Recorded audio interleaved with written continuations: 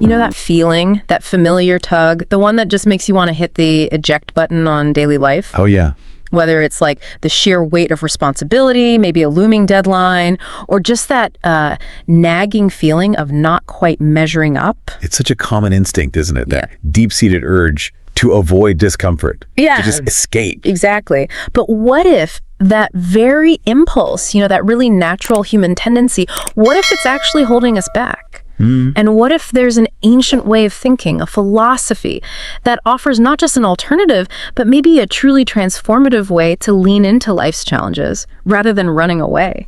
It's such a common feeling, that desire to retreat. Yeah. But what's really fascinating and maybe a bit counterintuitive is how seeking that immediate escape route, well, it can actually hinder our long-term growth. Oh, so? We miss out. Yeah. We miss the lessons, the resilience-building experiences that honestly only come from facing that discomfort. Right. And that's exactly what we want to unpack today. This deep dive is all about Stoicism. An ancient philosophy started way back in Athens. Yeah. But it feels surprisingly, even profoundly relevant to our modern stresses, our uncertainties. Absolutely. At its core, Stoicism isn't really about suppressing emotions or, becoming some kind of robot. No, not at all. That's a common misconception. It's more about rigorously focusing our energy on what we can actually control: our thoughts, our judgments, our actions, our responses. And learning to intelligently accept the rest. Yeah. Everything else. We've been digging into some really great sources for this, the classics, Seneca, Epictetus, Marcus Aurelius. But also looking at how people interpret and use Stoicism today. And the message is pretty consistent, isn't it? It really is. Avoiding those uncomfortable moments isn't just a missed opportunity. It can be a real barrier to living a more resilient, maybe even a more meaningful life. Exactly. So our mission today, if you like, is to go beyond just the popular sound bites you might hear about Stoicism. We want to explore actionable, really practical strategies that can empower you, the listener, to not just face challenges, but to actually embrace them. Yes, embrace them as catalysts for real personal development. Okay, so where do we start? We're going to begin by looking at maybe the hidden psychological triggers, the things that make us want to hit that escape button in the first place. Right. Then we'll dive into how Stoicism completely reframes challenges, turns them from obstacles into, opportunities. And we'll cover some powerful techniques, some ancient ones like prasosh, which is sort of like a focused mindfulness. Of vigilant attention, yeah. And the art of reframing things, changing our perspective.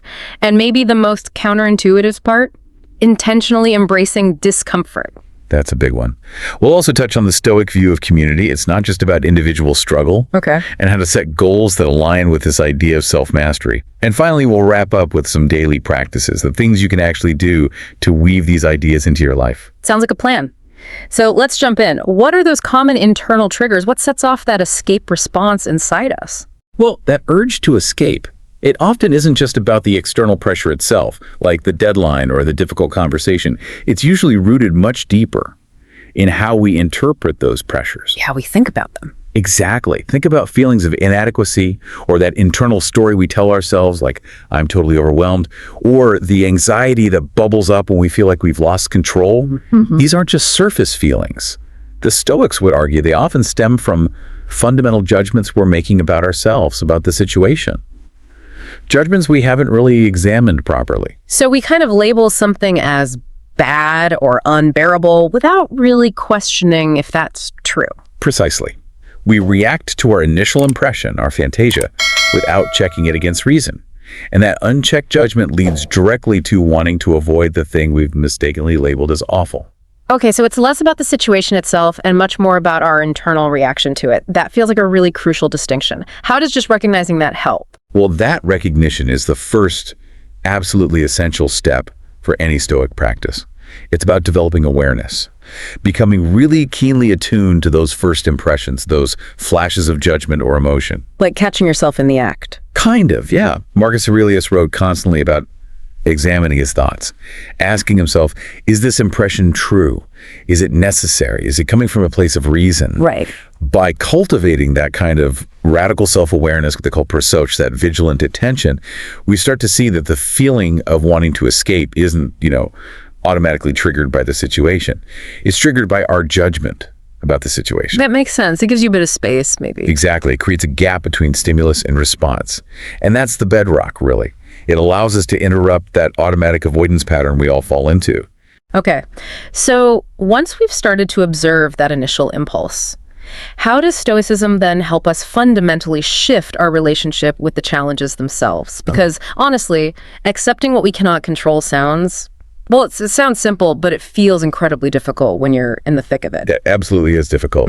And that phrase, accept what you cannot control, while true, needs unpacking. It's really about the Stoic concept of the dichotomy of control. Dichotomy of control, okay. Which is much more nuanced. It's about rigorously, constantly discerning between what is truly up to us, our judgments, our desires, our intentions, our actions, and what is not up to us. Which is pretty much everything else. Pretty much. External events, other people's opinions, health, wealth, reputation, even aspects of our own bodies sometimes. Right. So by consistently directing our focus, our energy, only toward what's genuinely within our sphere of power, our inner world, well, two things happen. First, we become more effective where we can make a difference. And second, we start to strip external circumstances of their power to disturb our inner peace, our tranquility. It's not passive resignation, though. That's key. To active. Very active. It's an ongoing effort, a discipline to master our inner world, regardless of what the outer world throws at us. So challenges aren't just roadblocks we have to grit our teeth and endure. They're almost like raw material, opportunities in disguise. Absolutely. That's a great way to put it. Seneca, for instance, he famously called adversity the gymnasium of the soul. The gymnasium of the soul, I like that. He wasn't saying, yay, suffering. Not at all. Right. But rather, okay, this situation, this difficulty, this is an opportunity for me to practice virtue. Whether that's patience when you're stuck in traffic, or courage when facing bad news, or wisdom in making a tough decision, or justice in dealing with someone difficult. So every challenge becomes a chance to strengthen character. Exactly. It connects to the bigger picture. The Stoic isn't just trying to get through difficulty. They're actively using every difficulty as fuel, a chance to grow into a more resilient, a more virtuous person. It really transforms suffering from something purely negative into a forge for personal strength. That really does reframe things significantly. Now, you mentioned prososha earlier, that Stoic form of awareness or attention. We hear a lot about mindfulness these days. Yeah. How does the Stoic approach maybe deepen or differ from how we usually think about mindfulness today? That's a great question. There's definitely overlap, for sure. Both involve paying attention to the present moment. But the Stoic practice of prososha isn't just about being aware. It's more active. Almost like being a guard at the gate of your mind. Guarding your impressions. Yes, guarding your impressions. Yeah. It's about catching that initial unexamined thought, that knee-jerk emotional surge before it hardens into an irrational judgment or leads to an impulsive, unhelpful action. Okay. Remember Epictetus? He constantly hammered this point. It's not events that disturb us, but our judgments about events. Right, that core idea again. So Stoic mindfulness, or prososha, is less about just calming the mind, although that can be a byproduct, and more about rigorous self-interrogation, disciplined assent, deciding whether to agree with an impression, to accept it as true, or to simply observe it and let it pass without judgment. So it's much more about active discernment, not just passive observation. Wow, okay. That sounds like it takes a lot of practice. What specific techniques did the Stoics actually use to cultivate this active awareness and, manage those initial impulses? Precisely. It's definitely a daily, even moment-to-moment discipline. One really key technique, maybe one of the most famous, is what are called premeditatio malorum. The premeditation of evils, right. Sounds a bit grim. It can sound grim, but it's not meant to be morbid. It's a practical exercise. You deliberately contemplate potential difficulties or setbacks before they happen. Like what? Like, what if I lost my job? What if someone criticizes my work unfairly? What if I get sick? By mentally rehearsing how you would respond virtuously to these things. You diminish their shock value if they do occur. You prepare yourself to react rationally, with courage and composure, rather than being overwhelmed by emotion. So it's like mental preparation. Exactly. Another technique is simpler, just taking a pause. Before reacting to anything significant, asking yourself, is this truly within my control? Or what virtue can I practice right here, right now? That small pause can make all the difference. Now, here's a part that I think often feels the most counterintuitive, maybe even clashes with our basic wiring. deliberately embracing discomfort. I mean, we're pretty much hardwired to avoid pain and seek pleasure. How does Stoicism flip that script? Yeah, this is definitely one of the most powerful and maybe most challenging Stoic practices. The core idea is that by voluntarily exposing ourselves to minor, manageable discomforts, we build resilience. We gain perspective. How does that work? Give me an example. Well, Seneca, for instance, he encouraged his students to periodically play at poverty. Not forever, but for a few days. Play at poverty. Yeah, live on really simple food, maybe sleep on the floor instead of a comfy bed, wear basic clothes. Not because poverty is good, but to demonstrate to themselves that these external things, the things we often cling to and fear losing, Right. they aren't actually essential for our well-being, for our inner peace. It shows you can handle it. So it weakens the fear of loss. Exactly. Discomfort, in this Stoic view, isn't something just to be endured passively when it happens. It's something to be used strategically, to temper the spirit, to show us where our true vulnerabilities might lie. Maybe our attachment to comfort, and actually to help us appreciate what we already have. So it's like a form of inoculation. You give yourself a small dose of hardship to build immunity against future shocks, proving to yourself you can handle less. That's a really proactive approach. But it also sounds like a very solitary pursuit. No. Did the Stoics believe in the importance of community? Or was it all just internal work? No, absolutely not solitary. That's another common misconception.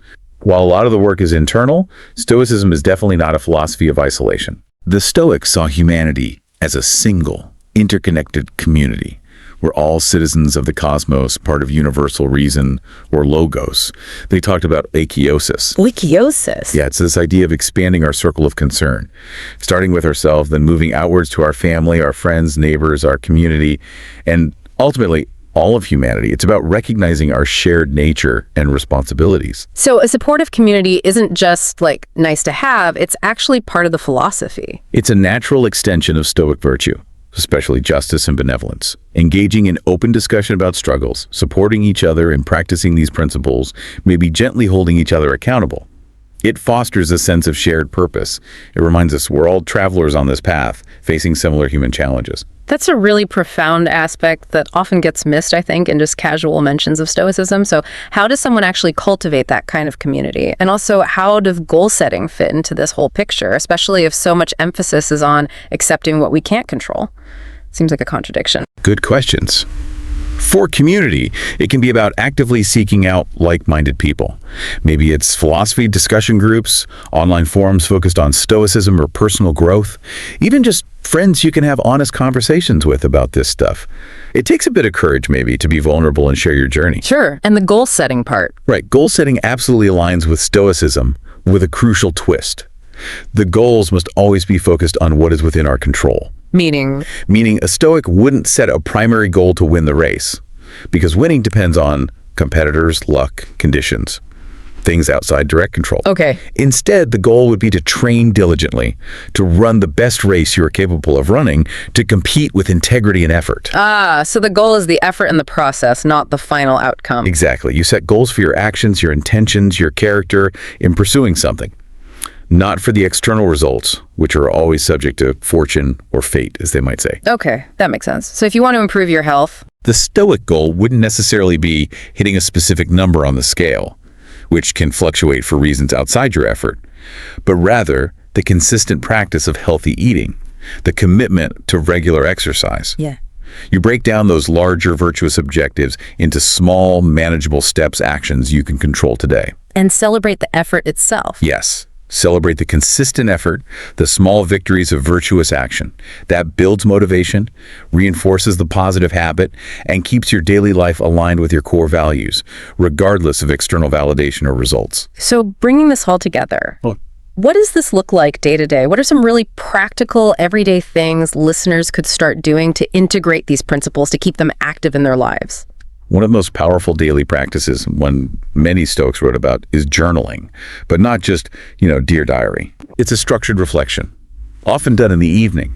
You might review your day, asking specific questions like, where did I act virtuously today? Where did I fall short?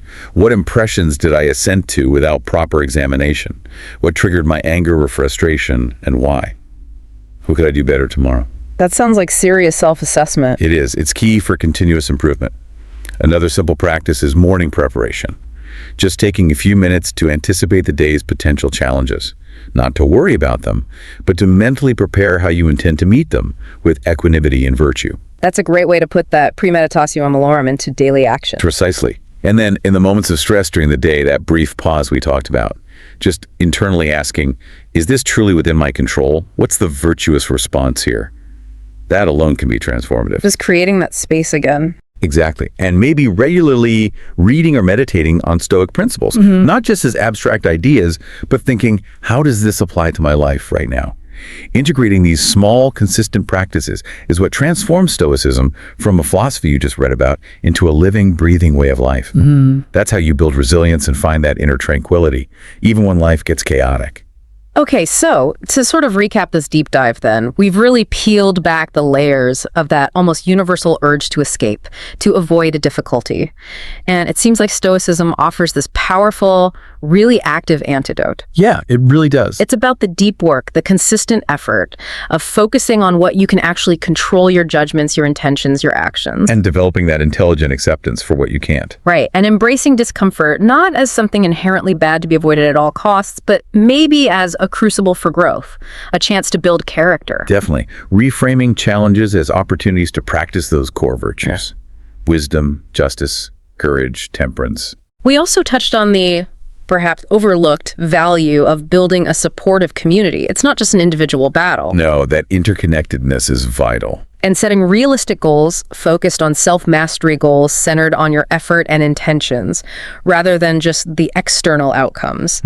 And finally, the real power seems to lie in those daily practices. Things like structured journaling, morning preparation, mindful self-assessment throughout the day, integrating it. Absolutely. These aren't just, interesting philosophical concepts from 2,000 years ago. They are truly actionable tools. Tools for navigating the very real complexities and anxieties of modern life. Yeah. Taking even small, consistent steps rooted in these principles. That's what's essential for cultivating genuine personal development, for building that lasting resilience. They really are pathways to a more fulfilling, more purposeful existence, I think. So maybe a final thought for everyone listening as you go about your day. Consider this. If we truly deeply internalize this Stoic idea that all challenges are fundamentally opportunities for growth, for practice, how might that shift our entire relationship with setbacks? Not just in the big life-altering moments, but in the small stuff too. The daily frustrations, the minor irritations, those seemingly insignificant discomforts that make up so much of everyday life. How might that change things?